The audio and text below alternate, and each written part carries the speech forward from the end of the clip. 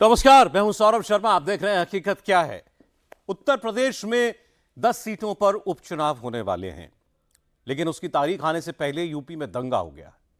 बहराइच में मूर्ति विसर्जन के दौरान डीजे बजा और दूसरी तरफ से पत्थर चले, फिर गोलियां चली। एक हिंदू युवक का सीना छलनी कर दिया गया। हिंदू उत्सव के दौरान मर्डर हुआ और इसके बाद हिंसा भड़क गई। दर्जनों घरों को आग के हवाले कर दिया गया। एसटीएफ के चीफ अमिताभ यश को बहराइच जाकर हालात को कंट्रोल करना पड़ा। आखिर क्यों हिंदू त्योहारों पर, जुलूसों पर हमले हो रहे हैं? इसकी स्क्रिप्ट कौन लिख रहा है? कहां से मैसेज चल रहा है कि पत्थर मारो, दंगा करो, गोली चलाओ? बहराइच में जिन 6 आरोपियों के खिलाफ नामजद एफआईआर हुई है, वो तो सिर्फ मोहरे हैं।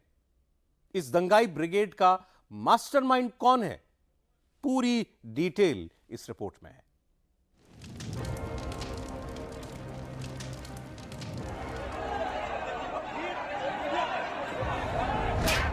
मूर्ति विसर्जन के जुलूस पर पत्थर बरसाओ, दंगा फैलाओ, ये पाठ किसने पढ़ाया? भीड़ को किसने भड़काया?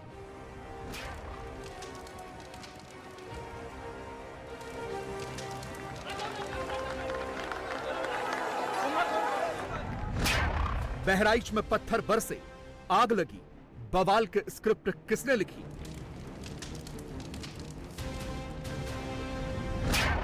राम गोपाल को पकड़ो, सीना गोलियों से छलनी कर दो, राइफल ब्रिगेड को ऑर्डर किसने दिया? बहराइच में रविवार रात साजिश रची गई। दुर्गा विसर्जन के जुलूस पर पत्थर बरसाए गए। हिंदू युवक को दंगाइयों ने गोली मार दी और पूरा बहराइच दंगे की आग में जल उठा। बहराइच में लोगों के घर जलाए गए, शोरूम फूंका गया, दंगाइयों ने गाड़ियों को जला दिया। अस्पताल से भी आग की लपटें उठी। लखनऊ सेवा अस्पताल नाम का यह हॉस्पिटल बाइक शोरूम के ठीक बगल में है। यहां भी भीड़ ने अपना गुस्सा उतारा, अस्पताल को तहस नहस कर डाला, यहां रखी दवाइयों को जला डाला। यहाँ पर फिलहाल जो स्थिति है वो वाकई में बहुत ज्यादा भयावह है। अगल बगल में आप देखिए, लखनऊ सेवा हॉस्पिटल है और सेवा हॉस्पिटल यानी कि प्राइवेट हॉस्पिटल है, और प्राइवेट हॉस्पिटल फिलहाल पूरी तरीके से जलता हुआ नजर आ रहा है। इसकी जो चेयर्स हैं, इसकी जो कुर्सियां हैं, वो पूरी तरीके से जल रही हैं। पूरे हॉस्पिटल को वेंडलाइज किया गया है। पूरे हॉस्पिटल को आप देखिए किस तरीके से तोड़ा गया है। ये ऑपरेशन थिएटर आपको नजर आ रहा है, और ऑपरेशन थिएटर को किस तरीके से पूरी तरीके से डैमेज कर दिया गया है, किस तरीके से गुस्साई भीड़ ने तोड़फोड़ कर दिया है। ये देखिए, यहाँ पर मरीजों का इलाज होता था, और अगर इस बेड पे आग लगाई गई है तो इस हॉस्पिटल का आखिर क्या कसूर है? ये एक बड़ा सवाल है कि भीड़ आखिर यहाँ पर इस तरीके से अगर अनियंत्रित हो रही है, बिस्तरों में आग लगाए जा रहे हैं, एजेंसीज में आग लगाई जा रही है, तो आखिर जो गुस्साई भीड़ है वो किस तरीके का मैसेज देना चाह रही है, वो किस तरीके का संदेश देना चाह रही है? मुख्यमंत्री ने साफ किया है कि गुस्साई भीड़ को नियंत्रित में होने की जरूरत है, क्योंकि प्रशासन कार्रवाई कर रहा है। लेकिन इस तरीके के विजुअल्स, हिंसा के इस तरीके के विजुअल्स, आगजनी के इस तरीके के विजुअल्स बताते हैं कि किस तरीके के हालात फिलहाल बहराइच में हैं। उपद्रवी खुलेआम उत्पात मचाते रहे। बाइक शोरूम और अस्पताल को आग के हवाले करने के बाद भीड़ का गुस्सा शांत नहीं हुआ। कई घरों में आग लगाई गई। घर में रखे सामानों को दंगाइयों ने जला डाला। न घर के अंदर रखा सामान बचा, न घरों में रखी गाड़ियां। काफी लोग उपद्रवियों के बीच फंस गए थे, जिन्हें पुलिस की टीम ने बाहर निकालकर सुरक्षित जगह तक पहुंचाया। अगर उपद्रवियों की बात किया जाए तो उपद्रवियों ने पहले जो महाराजगंज कस्बा है, उस कस्बे के शोरूम में आग लगाई, अस्पताल में आग लगाई, लोगों के घरों में आग लगाई, और अब महाराजगंज का ही सटा हुआ एकदम है कबाड़ी टोला इलाका। कबाड़ी टोला इलाके में आप देखिए कि इस घर को किस तरीके से पूरी तरीके से वेंडलाइज किया गया है, तोड़फोड़ की गई है, और घर में जो ट्रैक्टर खड़ा हुआ था, मोटरसाइकिलें खड़ी हुई थी, उन सारी मोटरसाइकिलों में, ट्रैक्टरों में भी आग लगा दी गई है। जो सबसे ज्यादा हैरान करने वाली तस्वीर है वो ये है कि यहाँ पे भी घरों में देखिए किस तरीके से आग लगाई गई है, कैसे घरों को आग के हवाले किया गया है। ये देखिए, घर के बाहर का हिस्सा जो दुकान थी, इसमें दुकान में पूरी तरीके से आग लगा दी गई है। जो बाइक यहाँ पे खड़ी हुई थी उनको पूरी तरीके से जला दिया गया है, और जो घर के अंदर हैं वो भी निशान बताने के लिए काफी हैं कि किस तरीके से यहाँ पर बाकायदा घरों को टारगेट किया जा रहा है। सांप्रदायिक तनाव, इससे बड़ा आखिर क्या हो सकता है जब पूरे इलाके में, चाहे वो तख्त हो, चाहे वो घर हो, चाहे वो कंबल हो, चाहे वो रजाई हो, चाहे वो कपड़े हो, सभी को पूरी तरीके से यहाँ पर आग लगाई गई है। ये देखिए, जहाँ भी आपकी नज़र जाएंगी, ये नज़र आपको बताएंगी कि किस तरीके से सभी घरों के जो तख्त हैं, सामान है, घर का जो भी फर्नीचर है, जो भी चीज़ यहाँ पर थी, या तो तोड़ दिया गया है या तो उसमें बुरी तरीके से आग लगा दी गई है। फायर ब्रिगेड की गाड़ियां मौके पर पहुंची, लेकिन दंगे की आग ने तब तक सब कुछ अपनी चपेट में ले लिया था। उपद्रवियों ने करीब 24 घरों को आग के हवाले किया, जिसमें मकान भी थे, दुकान भी थे और अस्पताल भी। आपका घर है? मैं आपका, हमारा नाम कलीम है बाबूजी। हम लोग कभी किसी भी बात में नहीं, तुम्हारे उनके मदद। किन लोगों ने आग लगाई है? ये है मासानिया के, ये है मोहनीपुर के,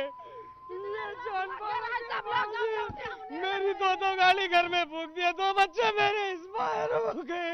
हम लोगों का क्या दोष है या मेरे मालिक? या भगवान तेरा यही इंसाफ है तो मौत दे दे भैया। या मेरे भगवान, या मेरे अल्लाह, अगर तेरे घर में यही जगह है हम गरीबों के लिए, हम गरीबों का कोई मसीहा भैया, आप लोग हम लोग को कहीं करवा दीजिएगा बापा। बहराइच में सीधे सीधे योगी राज के लॉ एंड ऑर्डर को चैलेंज किया गया। योगी पत्थरबाजी के तुरंत बाद एक्टिव हो गए। बहराइच में माहौल खराब करने वालों को अल्टीमेटम दिया, कहा जिसने भी अपराध किया उसे बख्शा नहीं जाएगा। हालांकि उपद्रवियों की भीड़ बार बार सड़कों पर आ रही थी, घरों को आग के हवाले करने की कोशिश कर रही थी, लेकिन पुलिस ने उपद्रवियों को खदेड़ दिया। दंगाइयों को कंट्रोल करने के लिए टीयर गैस के गोले भी चलाने पड़े। बहराइच के लॉ एंड ऑर्डर को मेंटेन करने के लिए यूपी एसटीएफ के चीफ अमिताभ यश को भेजा गया और दंगाइयों को कंट्रोल करने के लिए वो हाथ में पिस्टल लेकर सड़कों पर उतर गए। पुलिस लगातार एक्शन में है। हिंसा प्रभावित इलाकों में लगातार पुलिस मार्च कर रही है। फिलहाल बहराइच में बवाल के बाद अब हालात काबू में हैं। पुलिस और जिला प्रशासन ने ऐसे इंतजाम किए हैं जिससे दंगाई फिर से उपद्रव न फैला सके। सीनियर अधिकारी सभी पहुंचे हुए हैं बहराइच के महाराजगंज जो तहसील है उस इलाके में, और आप देख सकते हैं कि अभी जो एडीजी लॉ एंड ऑर्डर हैं अमिताभ यश, वो अपनी पूरी टीम के साथ यहां पर मौजूद हैं, उनको ब्रीफ कर रही हैं। डीएम बहराइच, एसपी बहराइच, इसके अलावा सचिव गृह भी जो हैं वो यहाँ पर मौजूद हैं, डीआईजी रेंज यहाँ पर मौजूद हैं और तमाम सीनियर अधिकारी मौजूद हैं। अमिताभ यश एक एक जगह पर जा रहे हैं, एक एक जगह पर पूरी जानकारी ले रहे हैं, पूरी इन्फॉर्मेशन ले रहे हैं कि क्या हुआ था, कैसे मेजर्स उठाए जाएँ, किस तरीके से चीज़ों को आगे बढ़ाया जाए और अब कोई भी घटना ना होने पाए, इसको लेकर के अमिताभ जी काफी ज्यादा संवेदनशील है पूरे इलाके में। बहराइच के इंटरनेट सेवा को सस्पेंड कर दिया गया है। दंगाइयों की तलाश हो रही है। अभी तक 30 दंगाइयों को हिरासत में लिया गया है, जबकि एक गिरफ्तार है। हालात को कंट्रोल करने के लिए पीएससी की 6 कंपनियां भेजी गई हैं। इस कागज पर बहराइच को जलाने वाले दंगाइयों का नाम लिखा है। एक एक नाम ध्यान से पढ़िए। सबसे ऊपर अब्दुल हमीद का नाम है। यह उसी महाराजगंज इलाके का रहने वाला है जहां मूर्ति विसर्जन की जुलूस पर सबसे पहले नफरती पत्थर फेंके गए।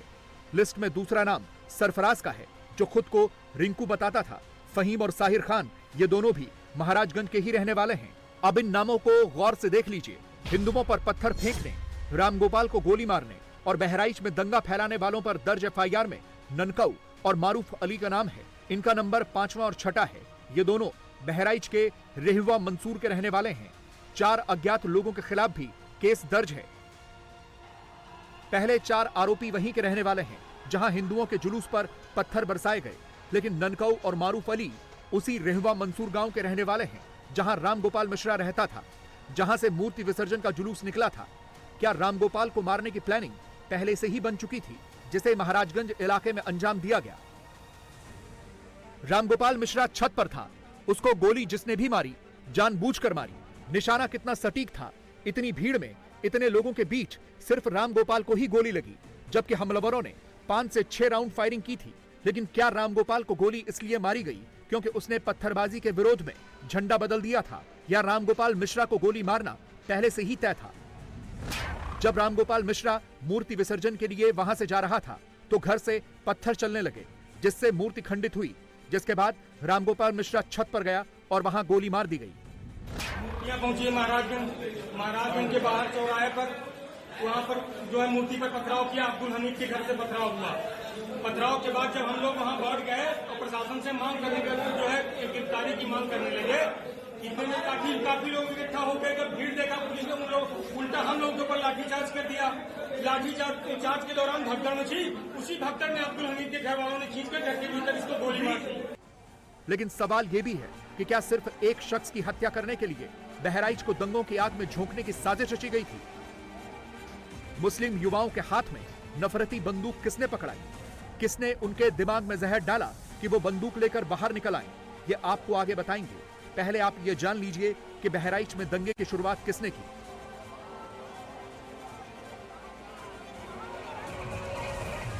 बहराइच के महसी तहसील में महाराजगंज बाजार से दुर्गा प्रतिमा का जुलूस निकल रहा था।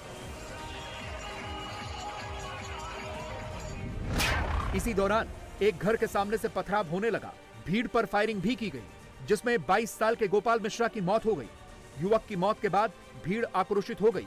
लोगों ने दुकानों पर तोड़फोड़ की, बीच सड़क पर आगजनी की, युवक का शव रखकर प्रदर्शन भी किया। गोपाल मिश्रा जो कि दुर्गा जी का जो विसर्जन होता है उस यात्रा में शामिल हो रहे थे, लेकिन जिस तरीके से समुदाय विशेष के लोगों ने घर में घसीटा और गोपाल की गोली मार के हत्या की, उसको देखते हुए जो लोकल लोग हैं यहाँ पर, उनके मन में जबरदस्त तरीके से गुस्सा है पुलिस के खिलाफ, प्रशासन के खिलाफ, और इसीलिए वो ये चाहते हैं कि जल्द से जल्द इंसाफ हो, जल्द से जल्द सारे मामले की कार्रवाई पूरी की जाए। और वो ये भी चाहते हैं कि जो आरोपी सलमान है, जिसकी गिरफ्तारी हो चुकी है, उसके घर पर बुलडोजर चलाया जाए। यही इन लोगों की मांग है। यही वजह है कि बड़ी संख्या में आप देखिए कि यहाँ पर जो बहराइच में लोग हैं वो जबरदस्त तरीके से गुस्से में है, जबरदस्त तरीके से नाराज हैं। क्या मांग है आप लोगों की? हमको मांग है जब तक बुलडोजर चलना चाहिए। देखिए 2 आदमी खत्म हुए हैं, एक बहराइच में फिर खत्म हो गया। देखिए कितनी गोली मारी गई भैया, देख लीजिए। एक में 2 आदमी हमारे यहाँ खत्म हुए, 2 आदमियों की मौत, कितनी गोली मारी गई है ये देखिए। मैं मौके पर मौजूद था जब ये लड़का उनके छत पर चढ़ा, तो पुलिस प्रशासन अगर मूक बधिक न बना होता हमारे यहाँ का, इसकी मौत न होती सर। केवल प्रशासन, लोकल प्रशासन की देन है जो आज इसकी मौत हुई। बहराइच में दुर्गा विसर्जन के जुलूस पर पत्थर चलाया गया, एक शख्स की गोली मारकर हत्या कर दी गई। लेकिन सोशल मीडिया पर नफरती गैंग एक्टिव हो गया। मुसलमानों को भड़काने वाले ट्वीट घुमाए जाने लगे, मॉब लिंचिंग वाली थ्योरी दिखाई जाने लगी। किसी पोस्ट में यह नहीं बताया जा रहा है कि बहराइच में असल में क्या हुआ, क्यों जुलूस पर पत्थर बरसाए गए, क्यों एक समुदाय की तरफ से फायरिंग की गई, आखिर कैसे राम गोपाल मिश्रा के शरीर पर 13 से अधिक घाव बन गए। क्या हिंदू अपने जुलूस में डीजे नहीं बजा सकते? क्या यूपी में अगर हिंदू त्योहारों पर डीजे नहीं बजेगा तो दंगा होगा? बहराइच दंगों पर नया ही नैरेटिव बनाया जा रहा है। एक शख्स की गोली मारकर हत्या कर दी गई, लोगों के आशियाने उजड़ गए, लेकिन मौत और दंगों पर भी सियासत हो रही है। अखिलेश यादव को युवक की मौत से ज्यादा इस बात की चिंता है कि जब पत्थरबाजी हुई उस समय डीजे पर बज क्या रहा था। सरकार को न्याय करना चाहिए।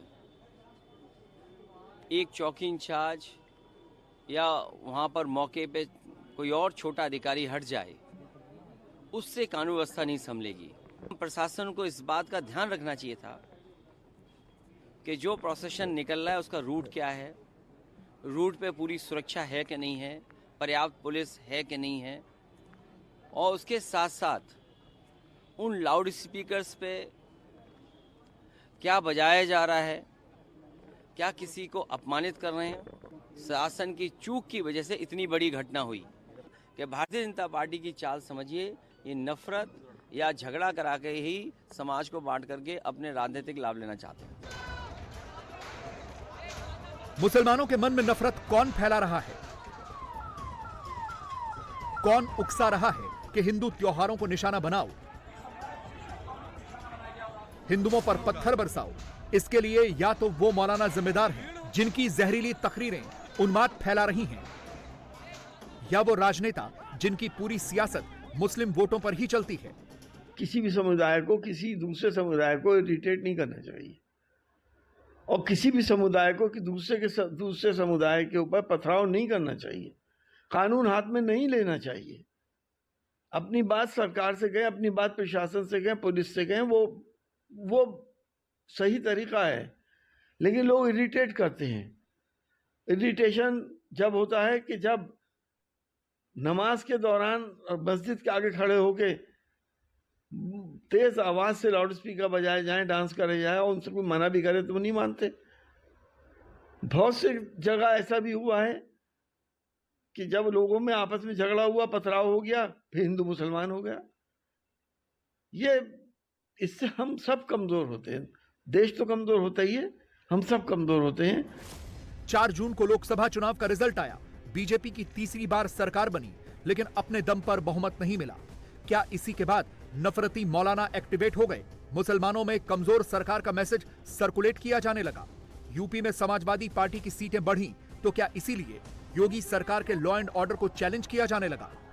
ताकत बढ़ गई है जो पिछले कुछ समय से इस ढंग की घटनाएं देश में बढ़ गई हैं। ये मैं देश के विचार के लिए सोचता हूं। जो लोग कहते थे ना कि पिछले कुछ महीने से कुछ ताकत बढ़ गई, कुछ शक्तियों की, ये कौन सी शक्तियां थी जिनकी ताकत बढ़ी है? ये कौन सी शक्तियां हैं जो भारत को कमजोर करना चाहती हैं? आर्थिक आधार पर भी, सामाजिक आधार पर भी, सांस्कृतिक आधार पर भी। ये सब कहीं ना कहीं उन्हीं शक्तियों के टूल बने हुए हैं कि पिछले 4 महीने में ऐसी घटनाएं क्यों हो रही हैं। कहीं कोई ईमेल आ जाता है कि ऐसा कुछ होने वाला है, कहीं पर रेल की पटरियों के ऊपर कुछ हो रहा है, कहीं पथराव हो रहा है। इनको अलग अलग घटनाओं के रूप में मत देखिए, इन्हें समेकित रूप में, इंटीग्रेटेड फॉर्म में देखिए, तो भारत के खिलाफ होने वाले षड्यंत्र को आप बेहतर। मुंबई में एक मर्डर से पूरा शहर डरा डरा सा है। मशहूर पॉलिटिशियन बाबा सिद्दीकी की हत्या के तार सीधे सीधे लॉरेंस बिश्नोई गैंग से जुड़ गए हैं। आज मुंबई पुलिस ने कोर्ट में दावा किया कि उनके पास इस हत्याकांड में बिश्नोई गैंग के शामिल होने के सबूत हैं। अभी तक इस हत्याकांड से जुड़े कुल 6 आरोपियों की पहचान हो चुकी है और चौंकाने वाली बात यह पता चली है कि इन सब की भूमिका और जिम्मेदारी अलग अलग थी। शूटर्स ने बताया है कि लॉरेंस गैंग की तरफ से उन्हें सिर्फ टारगेट बताए गए थे। रेकी करने और हथियार मुहैया कराने की जिम्मेदारी किसी और की थी। किसी को यह नहीं पता कि हत्या का ऑर्डर देने वाला कौन था। मतलब जेल के अंदर से बैठा एक गैंगस्टर एक मुंबई के नेता का मर्डर करवा देता है, बॉलीवुड के सितारों को धमका देता है और पुलिस कुछ नहीं कर पाती। लॉरेंस गैंग ने क्या तरीका निकाला है और मुंबई में क्यों कहा जा रहा है बॉलीवुड में दाऊद वाला डर लौट आया है।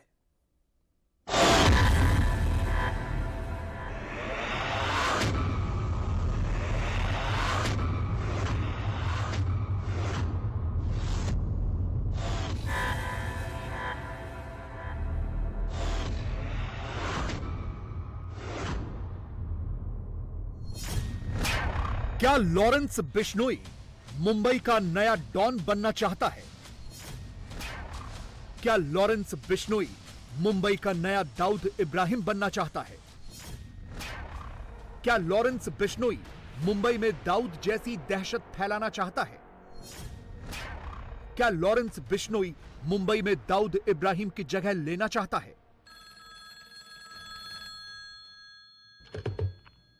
हेलो, मैं दाऊद बोल रहा हूं। 90 के दशक में बस इस दहशत के लिए ये एक आवाज ही काफी होती थी। बड़े बड़े film producer, builder, actor, director, बस एक फोन कॉल से ही ये सब कांप जाते थे। ये आवाज होती थी दाऊद इब्राहिम की, जिससे पूरी मुंबई थर्राती थी।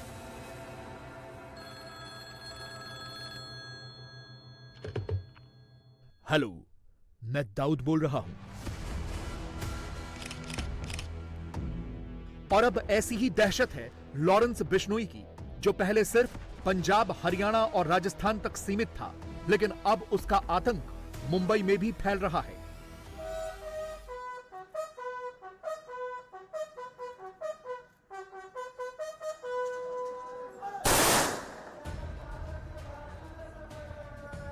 बाबा सिद्दीकी को मार के लॉरेंस बिश्नोई ने यह मैसेज दिया है कि अब मुंबई पर उसका सिक्का चलेगा। भले ही लॉरेंस गैंग के नाम से वायरल हो रही चिट्ठी में सलमान खान का एंगल हो, लेकिन मैसेजिंग बहुत बड़ी है।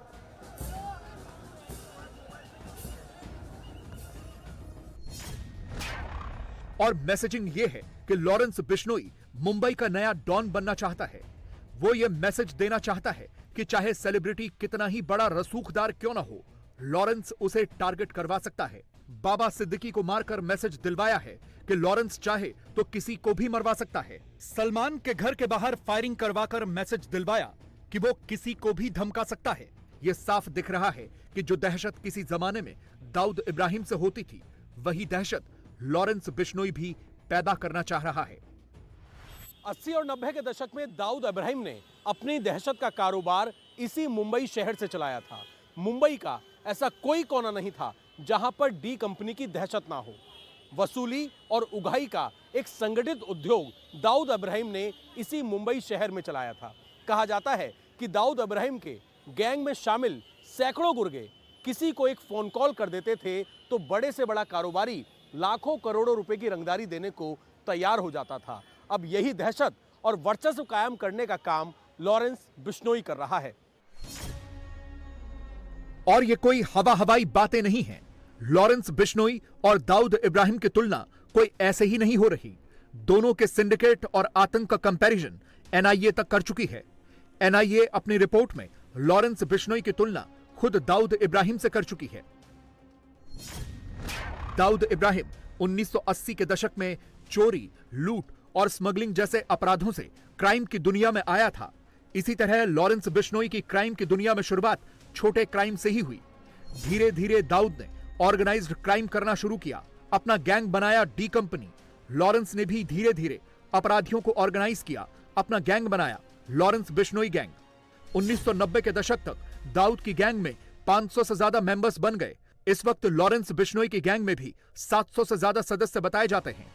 दाऊद इब्राहिम ड्रग्स कारोबार से लेकर टारगेट किलिंग, वसूली और टेरर सिंडिकेट चलाता था। लॉरेंस बिश्नोई भी फिरौती से ही पैसे वसूलने का सिंडिकेट चलाता है। बाद में दाऊद इब्राहिम दुबई शिफ्ट हो गया था और वहीं से अपना सिंडिकेट चलाता था। इसी तरह से लॉरेंस बिश्नोई तो जेल में है, लेकिन उसके गैंग का एक बड़ा हिस्सा कनाडा और अमेरिका से ऑपरेट होता है। दाऊद इब्राहिम ने छोटा राजन की मदद से गैंग को बढ़ाया। इसी तरह से लॉरेंस बिश्नोई ने गोल्डी बराड़, सचिन बिश्नोई, अनमोल बिश्नोई, विक्रम बराड़, काला जठेड़ी और काला राणा के साथ मिलकर गैंग का नेटवर्क 13 राज्यों तक पहुंचा दिया। बस दाऊद और लॉरेंस के बीच का एक फर्क है कि दाऊद की गैंग में जो गुर्गे शामिल होते थे वो अनुभवी और उम्रदराज होते थे, 30 से 40 साल तक के होते थे, जिन्हें अपराध का कुछ न कुछ अनुभव होता था। लेकिन लॉरेंस बिश्नोई क्राइम के लिए ऐसे लड़कों का इस्तेमाल करता है जो गुनाह की दुनिया में एकदम नए होते हैं, छोटी उम्र के होते हैं, जिन्होंने छोटे छोटे अपराध किए होते हैं। वो इन्हें बड़ा अपराध करने के भी बहुत कम पैसे देता है। बाबा सिद्दीकी हत्याकांड में शामिल तीनों शूटर के प्रोफाइल पर नजर डालिए, आपको लॉरेंस बिश्नोई के काम करने का तरीका पता चल जाएगा। तीनों की उम्र 19 से 22 साल के बीच की है। जानबूझकर ऐसे लड़कों को चुना गया जो अपने घरों से दूर थे। हरियाणा के गुरमेल बलजीत सिंह के तो माता पिता भी नहीं थे, उसे दादी ने पाला था। इसी तरह से बहराइच के शिव गौतम और धर्मराज कश्यप पिछले 6 साल से गांव ही नहीं गए थे। 6 साल पहले दोनों पुणे में कबाड़ी का काम करने के लिए चले गए थे। लॉरेंस बिश्नोई के बारे में कहा जाता है कि वो और उसके गैंग के लोग ऐसे लड़कों को टारगेट करते हैं जो या तो अपने घर में अकेले रहते हैं या फिर घर से दूर रहते हैं। ऐसे लड़कों को अपने गैंग में शामिल कराया जाता है जो छोटे अपराधों में जेल जाते हैं। कहा तो यह भी जाता है कि लड़कों की रिक्रूटमेंट के लिए लॉरेंस बिश्नोई और उसके गैंग के लोग अलग अलग जेलों का सहारा लेते हैं। लॉरेंस बिश्नोई गैंग के ज्यादातर मेंबर देश की अलग अलग जेलों में पूरी तरीके से एक्टिव हैं, जो नए लड़कों को रिक्रूट करते हैं जो उनकी कैटेगरी में फिट आते हैं। बाबा सिद्दीकी हत्याकांड का मुख्य आरोपी जीशान अख्तर भी पटियाला जेल में ही लॉरेंस गैंग के संपर्क में आया था। बताया जाता है कि जीशान के परिवार के साथ मारपीट हुई थी, जिसका बदला लेने के लिए जीशान ने जेल के अंदर कुख्यात गैंगस्टर विक्रम बराड़ से संपर्क किया। विक्रम बराड़ लॉरेंस बिश्नोई का खासम खास है। वो राजस्थान के हनुमानगढ़ का रहने वाला है। विक्रम बराड़ को पिछले साल प्रत्यर्पण करके यूएई से भारत लाया गया था। विक्रम बराड़ ने जीशान की मदद की थी और बदले में उसे पंजाब में कुछ काम सौंपा गया था। इसके बाद जीशान अख्तर लॉरेंस गैंग का खास गुर्गा बन गया, जिसने मुंबई में बाबा सिद्दीकी के मर्डर की पूरी प्लानिंग की। बाबा सिद्दीकी हत्याकांड की मॉडस ऑपरेंडी देखकर भी ऐसा लग रहा है कि जैसे लॉरेंस बिश्नोई पूरी तरह से दाऊद इब्राहिम के नक्शे कदम पर चल रहा हो। जानकार मानते हैं कि डी कंपनी के वक्त में भी हथियार लाने का काम कोई करता था, वारदात कोई और अंजाम देता था। इस केस में भी यही नजर आ रहा है। हथियार जीशान अख्तर और प्रवीण लोनकर ने जुगाड़े, शूटर कोई और थे। दाऊद भी रेकी के लिए किसी और को रखता था। इस केस में भी रेकी शूटर्स ने नहीं, किसी और ने की थी। दाऊद भी अपने टारगेट पर उसके घर के आसपास हमला करवाता था ताकि दहशत ज्यादा बने कि अपने ही घर में सुरक्षित नहीं है। लॉरेंस ने भी ऐसा ही करवाया। बाबा सिद्दीकी को उनके दफ्तर के बाहर गोली मारी गई। इसीलिए लॉरेंस बिश्नोई की तरफ से यह नैरेटिव भी चलाया जा रहा है कि जो भी सलमान खान से नजदीकी रखेगा उसका यही अंजाम होगा। इस बार भी लॉरेंस गैंग के नाम से जो चिट्ठी वायरल करवाई गई उसमें भी इसी का जिक्र किया गया है। लॉरेंस बिश्नोई को यह साफ दिख रहा है कि उसने जब से सलमान खान को धमकी देना शुरू किया है तब से वो नेशनल हेडलाइन बन गया है। इसके लिए लॉरेंस ने अपने नाम और अपने समाज का इस्तेमाल किया, ये तर्क देकर कि बिश्नोई समाज जिन हिरणों की पूजा करता है सलमान ने उनका शिकार किया था। हालांकि असलियत यह है कि लॉरेंस बिश्नोई मुंबई के अंदर अपनी पैठ और धाक जमाने के लिए सलमान खान को टारगेट करना चाहता है। साल था 2018। लॉरेंस बिश्नोई तब इतना बड़ा नाम नहीं हुआ था। वो पंजाब, हरियाणा और राजस्थान का बड़ा गैंगस्टर था, लेकिन बाकी जगह उसके नाम की धाक नहीं थी। जोधपुर में लॉरेंस बिश्नोई पेशी के लिए आया हुआ था। सलमान खान पर ब्लैक बक के शिकार का केस चल रहा था। मीडिया ने सवाल पूछा तो पुलिस की गिरफ्त से ही लॉरेंस ने सलमान को धमकी दे दी। करेंगे तो पता लग ही जाएगा। सलमान खान का करेंगे, मारेंगे, यही जोधपुर में मारेंगे तो पता लग जाएगा इनको। अभी तो मैंने कुछ किया ही नहीं, बिना मतलब को इन्वॉल्व करा। शायद उसी वक्त लॉरेंस बिश्नोई को यह समझ में आ गया था कि अगर वो सलमान पर हमला करवा दे या मरवा दे तो वो बहुत जल्द अपराध की दुनिया में जम सकता है। उसने यही किया। वो जानता था कि वो हेडलाइन बनेगा और यही हुआ। लॉरेंस बिश्नोई ने सलमान खान पर हमले की पहली कोशिश साल 2018 में की थी। तब जोधपुर में कोर्ट के बाहर खुलेआम लॉरेंस बिश्नोई ने सलमान खान को मारने की धमकी दी थी और उसके कुछ महीने बाद सलमान खान ने अपने कॉलेज के खास दोस्त संपत नेहरा को मुंबई में गैलेक्सी अपार्टमेंट के बाहर भेजा था ताकि संपत नेहरा सलमान खान को मार सके। लेकिन संपत नेहरा के पास जो पिस्टल थी वो दूर से निशाना नहीं लगा सकती थी और इसी वजह से संपत नेहरा और लॉरेंस बिश्नोई ने कई बार सलमान खान को मुंबई में उनके घर के बाहर मारने का प्लान बनाया, लेकिन सिक्योरिटी के चलते वो कामयाब नहीं हो सका। संपत ने लॉरेंस को बताया कि पिस्टल तो दूर से निशाना नहीं लगा सकती, तो सलमान को कैसे मारेंगे। इसके बाद लॉरेंस ने संपत को कोई और हथियार अरेंज करने को कहा तो संपत नेहरा ने गांव के एक दोस्त दिनेश फौजी से स्प्रिंग राइफल मंगाई जो दूर तक निशाना लगा सकती थी। प्लान बना, लेकिन उससे पहले ही पुलिस ने दिनेश फौजी को अरेस्ट कर लिया और बाद में संपत नेहरा भी पकड़ा गया और इसके बाद सलमान खान को मारने की पूरी साजिश का खुलासा हुआ। इसके बाद से कई बार लॉरेंस बिश्नोई सलमान खान को धमकी दे चुका है। कई बार धमकी भरी चिट्ठी भिजवाता है, लेकिन इसी साल अप्रैल में लॉरेंस बिश्नोई ने सलमान खान के घर के बाहर फायरिंग करवा दी थी, जिससे और ज्यादा दहशत बढ़ गई। इस वक्त मैं मुंबई में सलमान खान के घर के बाहर मौजूद हूं। वैसे तो ये जगह सलमान खान के फैंस के लिए बहुत महत्वपूर्ण है, लेकिन पिछले कुछ समय से लॉरेंस बिश्नोई की वजह से ये जगह ज्यादा फेमस हो गई है, क्योंकि आज से तकरीबन 6 महीने पहले लॉरेंस बिश्नोई ने सलमान खान की इसी बालकनी के ऊपर फायरिंग करवाई थी। तब यह कहा गया था कि ये फायरिंग सिर्फ सलमान खान को डराने के लिए करवाई गई है, लेकिन बाबा सिद्दीकी की मौत के बाद यह डर और ज्यादा बढ़ गया है। लॉरेंस बिश्नोई सलमान खान को इसीलिए निशाना बना रहा है क्योंकि उसे यह दिख रहा है कि अगर बड़े सेलिब्रिटी को टारगेट पर लेगा तो बाकी के सेलिब्रिटी तो वैसे ही डर जाएंगे, और यही हो रहा है। सूत्र बता रहे हैं कि इस वक्त मुंबई शहर के, खासतौर पर बॉलीवुड के बड़े बड़े सेलिब्रिटी डरे हुए हैं। मुंबई में दाऊद का गैंग तकरीबन खत्म हो चुका है। फिरौती, रंगदारी, टारगेट किलिंग और स्मगलिंग जैसे क्राइम अब लगभग खत्म हैं। ऐसे में ये लॉरेंस गैंग को अपने लिए एक बड़ा मौका दिख रहा है।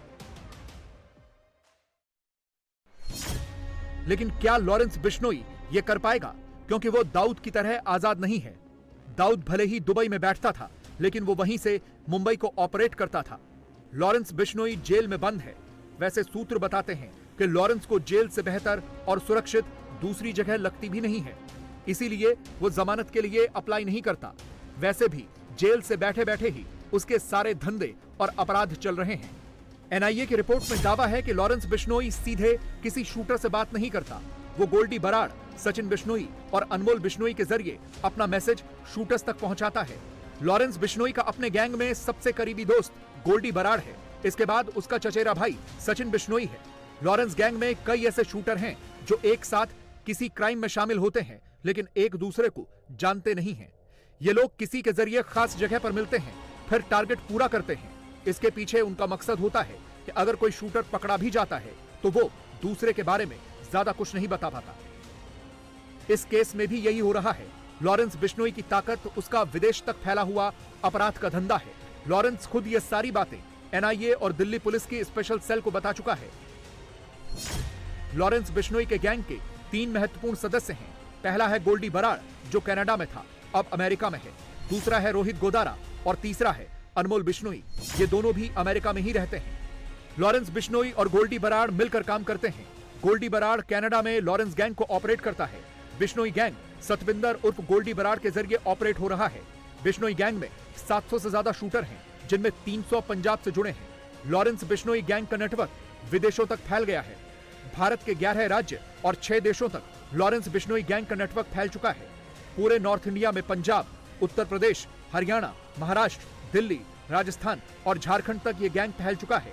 अमेरिका, अजरबैजान, पुर्तगाल, यूएई और रूस में भी लॉरेंस बिश्नोई गैंग का नेटवर्क बताया जाता है। सबसे महत्वपूर्ण यह भी है कि लॉरेंस का गैंग कैसे विदेशों से हथियार मंगवाकर यहां क्राइम करवाता है। यह बताया जाता है कि लॉरेंस के गैंग के पास पाकिस्तान, नेपाल, अमेरिका और कनाडा से भी हथियार पहुंचते हैं। सारी डीलिंग हवाला के जरिए होती है। हवाला से ही लॉरेंस अपने शूटर्स से लेकर हथियार व्यापारियों तक पैसे पहुंचाता है। लॉरेंस के गुर्गे शराब कारोबारियों, व्यापारियों और सटोरियों के नंबर जेल में उसके पास पहुंचाते हैं और उसके बाद लॉरेंस धमकी देकर इन लोगों से करोड़ों की वसूली करता है। लॉरेंस खुद एनआईए को बता चुका है कि उसने तिहाड़ के अलावा भरतपुर और फरीदकोट जेल में रहते हुए भी कई कारोबारियों से करोड़ों रुपए की वसूली की थी।